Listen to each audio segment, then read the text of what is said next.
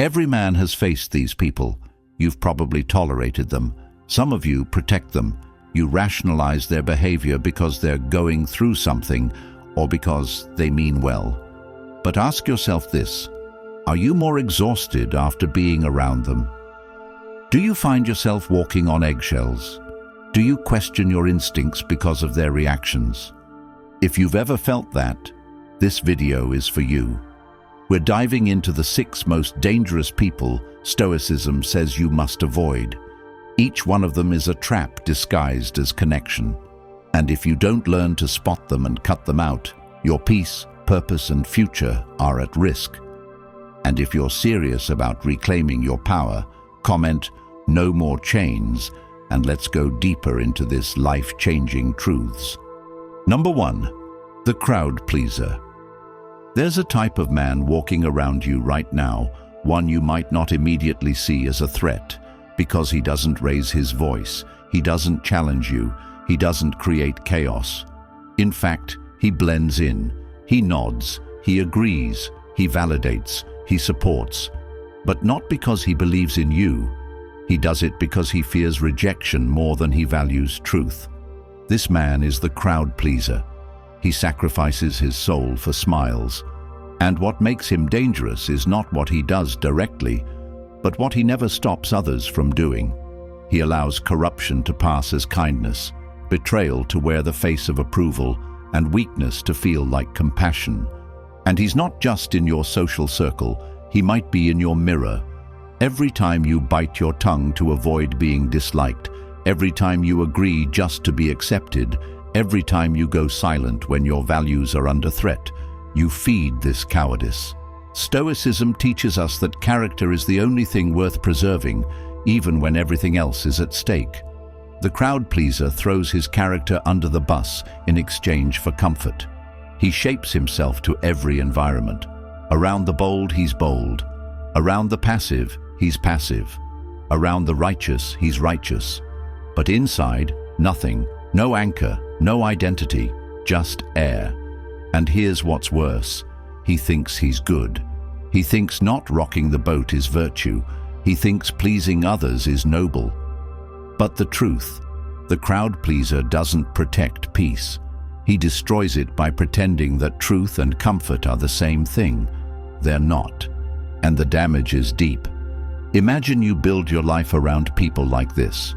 People who never challenge you, never correct you, never stand firm when things get hard. They will watch you walk into disaster and say nothing because they don't want to offend you. They will nod while you ruin your life and then quietly distance themselves when you fall. Why? Because crowd pleasers are loyal to one thing: public opinion. And when your downfall becomes inconvenient, they'll rewrite their loyalty. The truth is, this man doesn't just betray others. He betrays himself every day. He stays in relationships that deplete him. He works jobs he hates. He agrees with ideologies that disgust him, all to avoid confrontation. He walks through life as a ghost of who he could have been, because every decision is filtered through the lens of what will they think, and maybe that's been you. Maybe you've told yourself it's not worth the fight, not worth the awkwardness, not worth the disapproval. But let me ask you this. When was the last time you said what needed to be said, regardless of the reaction? When was the last time you lost someone and felt free because you finally told the truth? Stoicism doesn't teach us to be agreeable. It teaches us to be immovable when it comes to virtue. A man who lives by crowd approval will die by public betrayal. If you want to rebuild your mind, your identity, your future, you have to declare war on this part of yourself. You have to train your tongue to speak the truth, even when your body trembles. You have to practice the art of silence, not to avoid tension, but to protect your values from being negotiated. You must be willing to be disliked, misunderstood, even hated for the right reasons. Because when you stop pleasing the world, you start building a world worth living in. You begin to attract people who admire your spine, not your smile.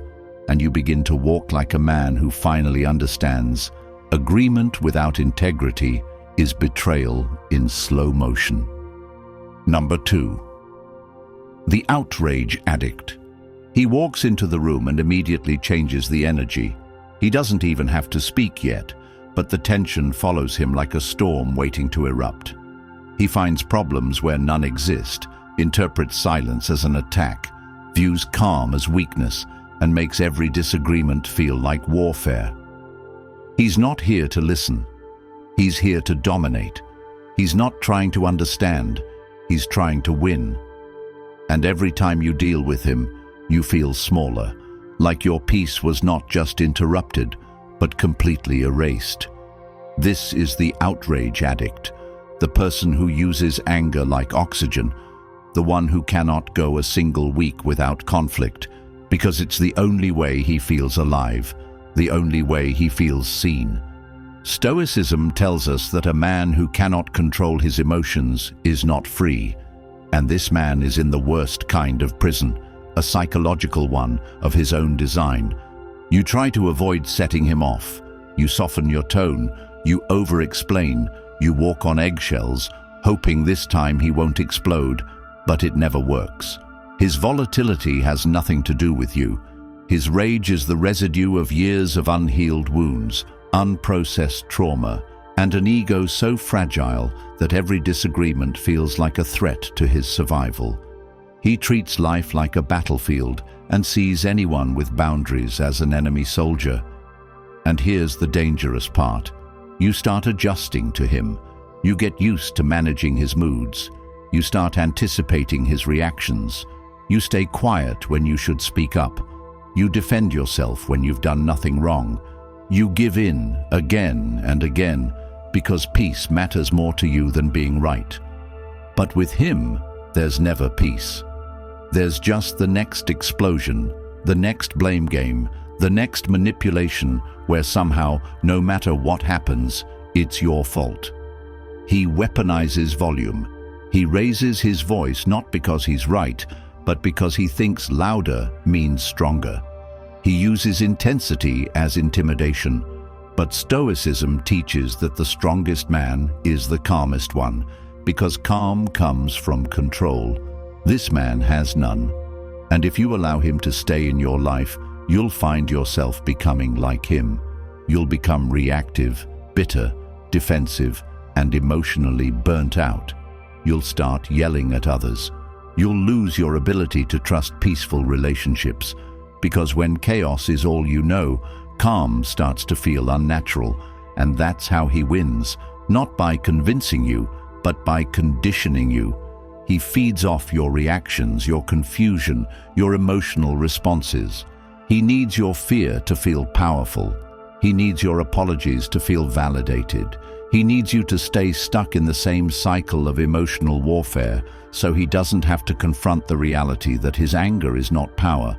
It's weakness dressed as masculinity.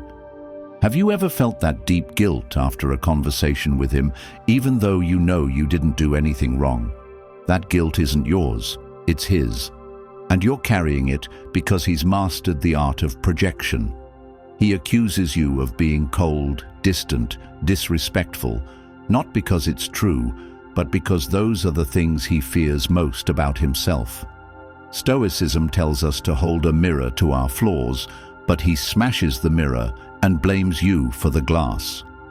And if you don't learn to walk away, to detach completely, you will slowly become emotionally paralyzed. You'll lose your confidence, your clarity, your sense of self. You'll start seeing anger as normal, as something to tiptoe around. But it's not normal, it's abuse, and no amount of empathy can fix someone who refuses to take responsibility. The solution is radical honesty and radical detachment. Stop explaining yourself. Stop reacting. Stop trying to make peace with someone who thrives on conflict.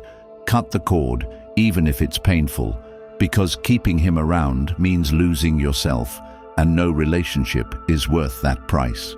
You were not made to be someone's emotional punching bag, not built to absorb someone else's chaos just because they refuse to grow up. The Stoic path is about reclaiming your power, not convincing someone to stop abusing theirs. And if you've been in this dynamic, if you've made excuses for him, if you've protected his reputation while destroying your own sanity, this is your wake-up call. He's not going to change, because in his mind, the problem has always been you. But you know better now. You know that silence is not weakness, it's wisdom. Distance is not cruelty, it's clarity. And walking away is not failure, it's freedom. Leave him to his chaos and return to your peace. Number 3, always the victim. There's a kind of person who walks through life wrapped in a narrative that shields them from growth, from truth, from responsibility. And that shield is victimhood, not the kind born out of actual injustice, but the kind weaponized to manipulate your empathy, your energy, your time. They wear pain like a costume, not because they want healing, but because being seen as wounded gives them power. And in the beginning, they might come across as deeply sensitive, emotionally open, even fragile. But with time, the mask slips, and you realize this isn't a person looking to rise from their suffering. This is someone who lives in it, who thrives on it, who uses it like currency. And you are the ATM, constantly expected to dispense understanding, support, validation, all without limits, all without reciprocity. Stoicism teaches that hardship is not an excuse to remain weak. It is a call to become stronger, to become wiser, to become better. But to the eternal victim, suffering is not a phase, it's an identity, and questioning that identity makes you the enemy. Have you ever noticed how you can't give feedback to this person without being accused of being insensitive? How every disagreement turns into a story about how you're triggering them, how you're just like everyone else, how they've been through so much and you're not being supportive. They hijack every conversation and reroute it to their trauma. No matter the context, the outcome is the same. You're made to feel guilty for holding them accountable. And over time, you start shrinking your voice, second-guessing your truths, walking on emotional landmines, not because you've done anything wrong, but because their pain demands priority, always. This is how they keep control, not by dominance, but by fragility, by making you feel like you're the one with the sharp edges, like you're the threat.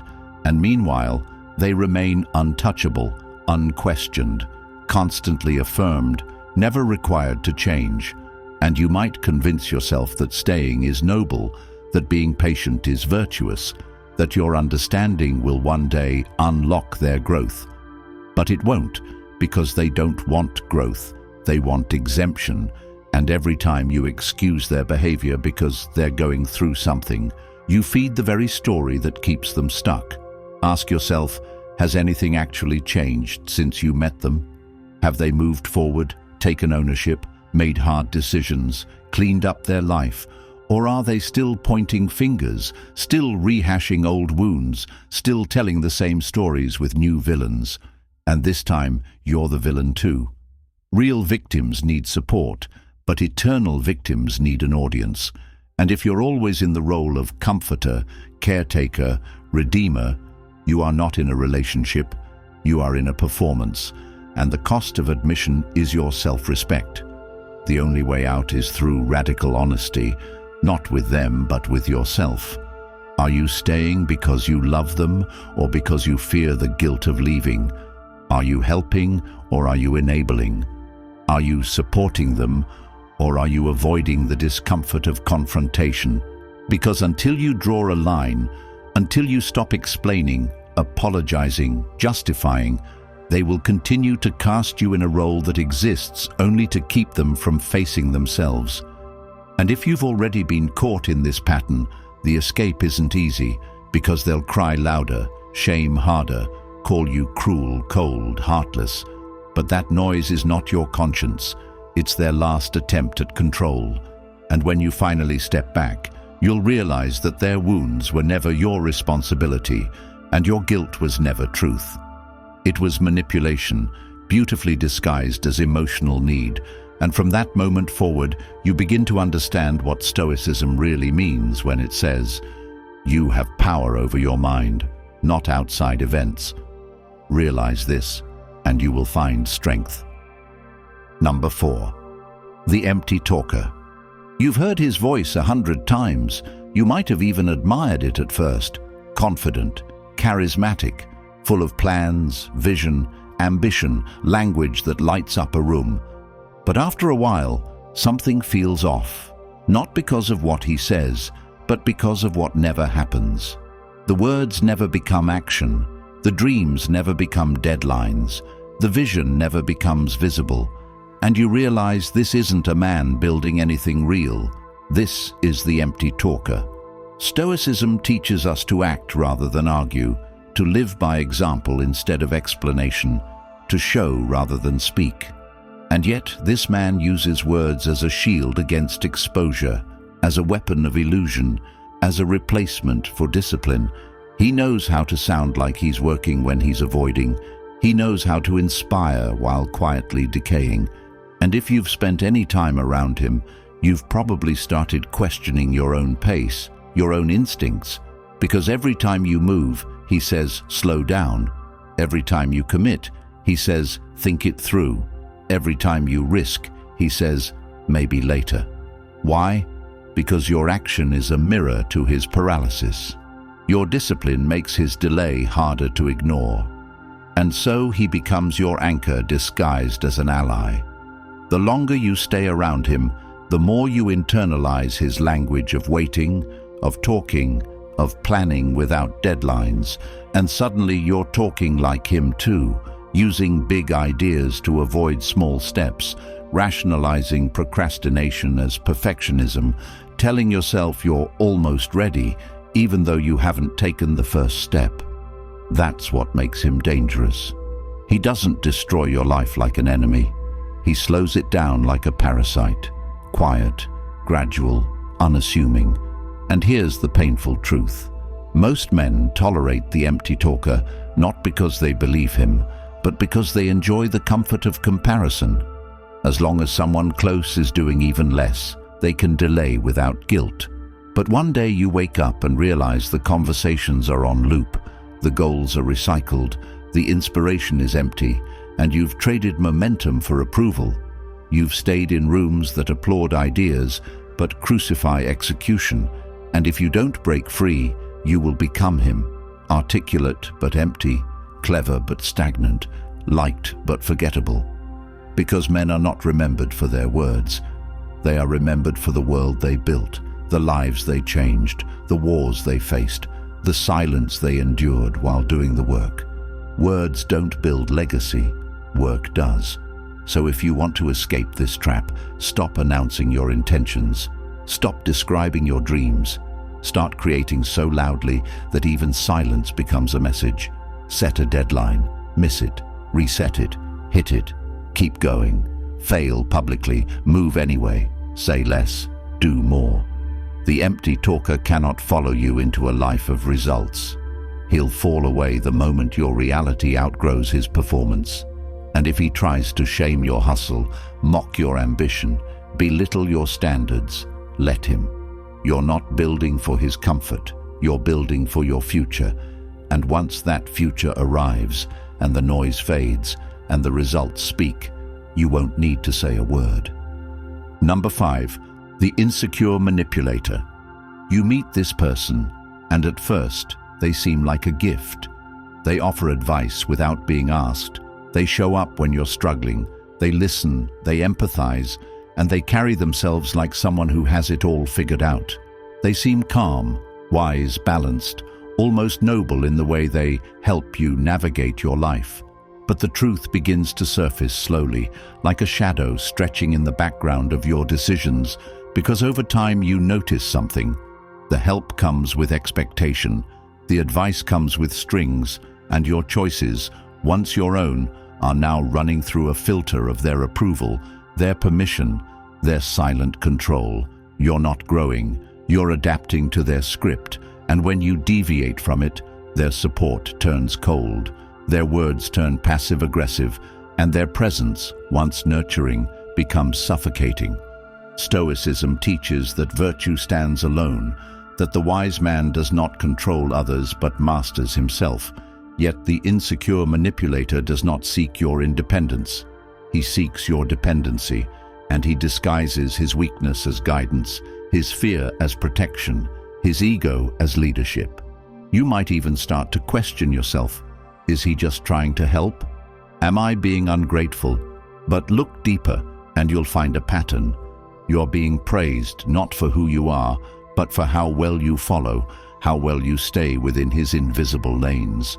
Disagree, and you're suddenly the arrogant one, the reckless one, the ungrateful student, and worst of all, he may never raise his voice, because that would make the game obvious. No, his control is polite, strategic, emotional, always framed as love, care, mentorship, but the message is clear: obey me or be cut off. The danger here is that this person doesn't see themselves as controlling.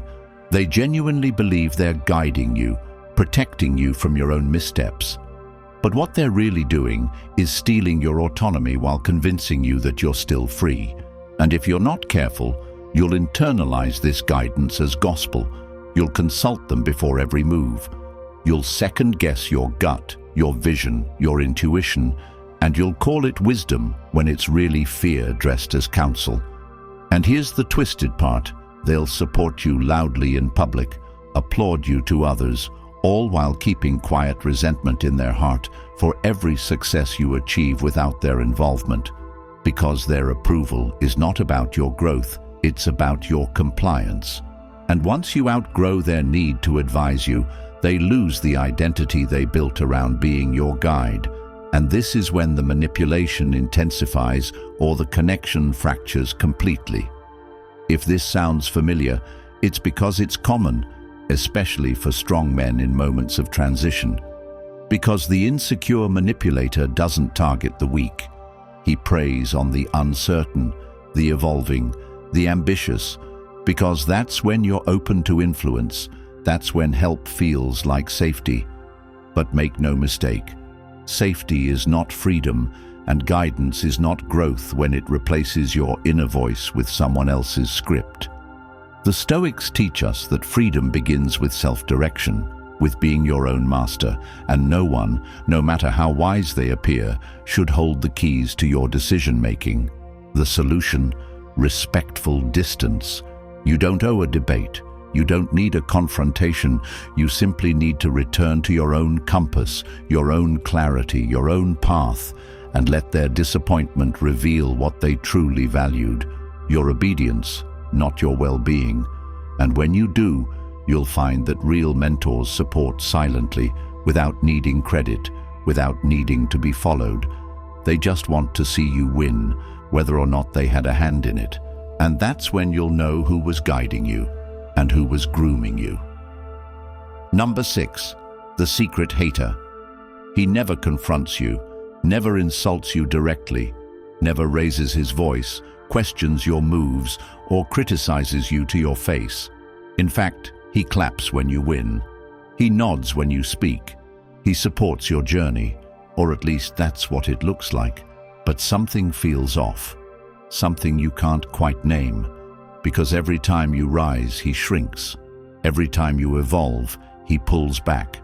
And when life starts to reward you for your sacrifices, you notice his energy isn't celebration, it's silence. Stoicism teaches us that envy is the cancer of the soul, and yet this man lives with it daily, hidden behind smiles and perfectly timed compliments, wearing masks that reflect admiration while quietly digesting resentment. You don't see him for who he is until the subtle things start happening. He stops showing up, he stops mentioning your name, he starts speaking less when you speak more, and when you leave the room, that's when the applause stops. Not because of what you did to him, but because of what your presence reminds him he hasn't done for himself. He sees in you everything he's refused to confront in himself: the courage to act, the discipline to keep going, the honesty to admit you're not perfect, but at least you're moving. He's not, and that's why he resents you. Not because you wronged him, but because your growth exposes his excuses. You'll know you've encountered a secret hater when you start feeling the tension no one is naming, when you sense you're being tolerated, not celebrated, when the friendship becomes cold just as your life becomes warm.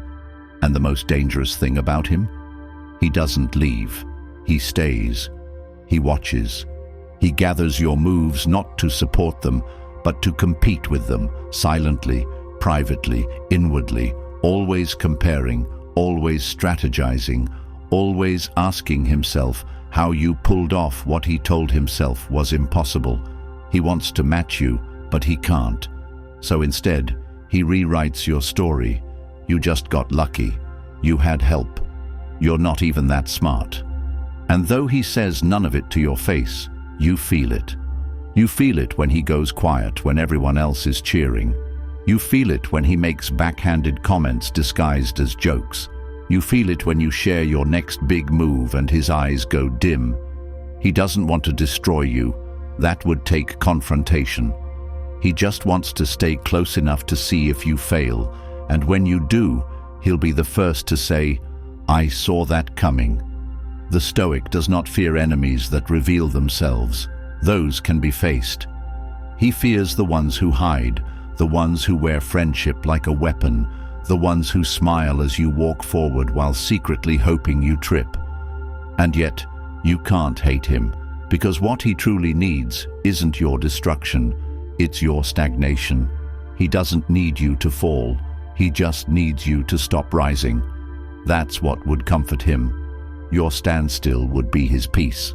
And when you see this clearly, you realize this is not a friend, this is a placeholder, a shadow, a spectator. Not everyone in your circle is in your corner. Not everyone in your group chat is in your growth. And the moment you stop dimming your light to preserve their comfort is the moment you reclaim your path. You don't need to call him out. You don't need to make a scene. You just stop sharing, stop inviting, stop updating, and let your silence separate the real from the resentful. Because the ones who clap the loudest when you succeed aren't always the ones who stayed the longest. They're the ones who were never competing with you in the first place. And the moment you detach from the need to be understood by everyone is the moment you walk like a man who no longer seeks permission to shine. At the end of the day, the most dangerous people aren't always obvious or hostile. Some wear masks of kindness, guidance, and even love. But behind the politeness, behind the support, behind the smiles, lies control, envy, avoidance, resentment, and weakness. Stoicism teaches us to sharpen our perception, to guard our peace like a fortress, to live with clarity and courage, even if it means walking alone. Every man watching this has a choice: continue tolerating these invisible weights, or cut the chains and rise above it. If this video sparked something in you, if you saw someone in it, or maybe even saw yourself, don't let the insight fade. Like this video to help it reach more men who need this. Comment below your thoughts, or mention another type of person you believe we must avoid that wasn't covered here. Let's open this up. And most importantly, subscribe to the channel so more men around the world can access these life-changing truths. Because what we don't confront controls us, and what we walk away from frees us.